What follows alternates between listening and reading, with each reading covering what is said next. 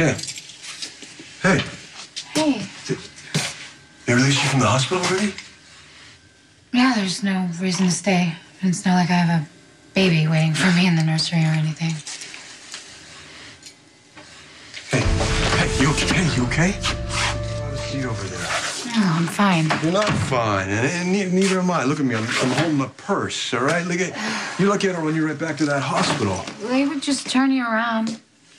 And nothing's physically wrong with me anyway. I mean, I'm almost fully recovered. What about you? How are those cracked ribs? I know what happened, John. I know why you didn't come back for me and my baby after you went to get the car. You know that would teach me not to skip out on a bill next time. Don't. It was Jason's fault. I don't think it matters whose fault it was. Well, it does to me. Jason had those guys beat you up, and I will never forgive him for that. There's no way he could have known what was going to happen. You are not defending him right now. No, but, I have this way of provoking people, and the way he reacted was not a total surprise. I mean, the timing caught me off guard. Oh, yeah, me too. I mean, if Jason were really willing to support me, to open his heart to me and my child, he would have been there, and I would have been at home when I went into labor. But when he finally decided it was okay that he could raise Franco's baby, it was too late. I mean, for all of us, especially my baby. John, I never got a chance to thank you. I mean, for everything you did. You delivered my baby in a motel. Yeah, they didn't mention anything about that at the front desk. I can't stop thinking about him. How it felt to hold him. I mean, I looked at him, he was so beautiful. He was so perfect. Oh, now he's gone. I came back to get my stuff. I have to leave. What? Where are you gonna go? My mom's. I know, it's a little chaotic there, but I think it'd be good for me to be around family. Given that everything that's happened, maybe that's the best place to be. Huh. Well, I guess this is goodbye. I mean, you don't have to be so dramatic. I'm leaving a motel, not Port Charles. I know, but I am. I came to Port Charles for a reason. To get something on Sonny. It's personal. About a woman. My sister.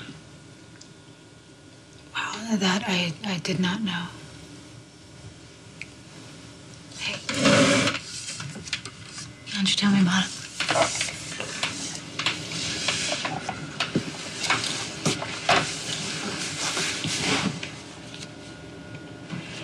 My dad was a cop. He was a good man. He made some mistakes. He was killed in the line of duty.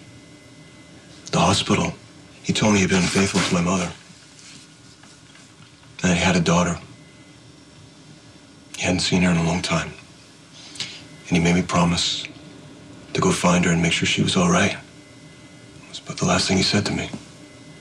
Okay. I mean, of course, you had to keep your promise. When I finally tracked her down, our life hadn't turned out the way my dad had hoped. She had fallen in with the wrong crowd. Saying out of these people, these guys that sort of think of themselves as glamorous, but really they're just thugs in fancy suits. Talking about organized crime? One guy in particular. His name was Sonny Corinthos. And before I could get Teresa away from the life, Sonny got her killed. John, I'm so sorry. We went our separate ways. He did his thing, I did my thing, but I never forgot. And I told myself, someday I was gonna make him pay for what he did. Justice for your sister, that's completely understandable. Thanks for listening. I'm gonna have to put all that on hold for a little while. The warrant's expired. It's time for me to go home to Natalie and Liam.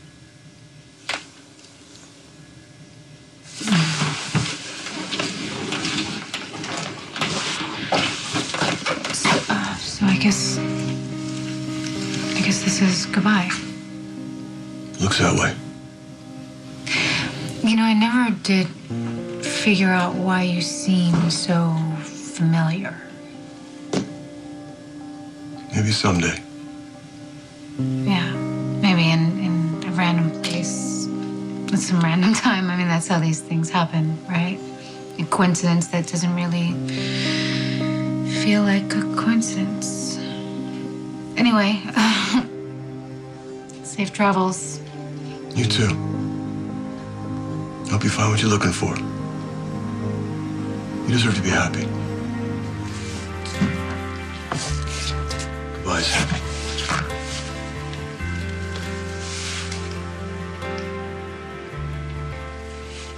Goodbye, John.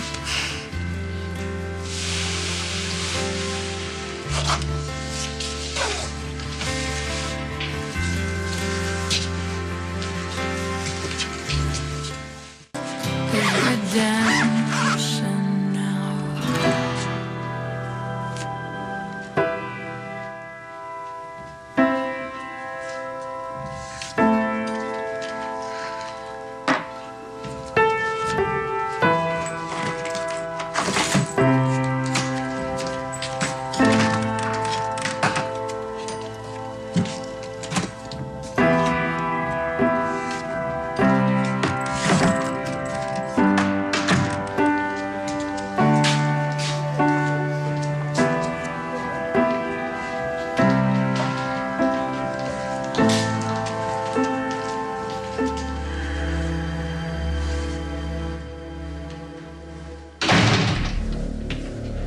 Don't go getting all irritable with Milo and Max. They're busy chasing down a possible intruder on the property. Guy I paid to intrude. What do you want, McBain? Let's talk about Teresa.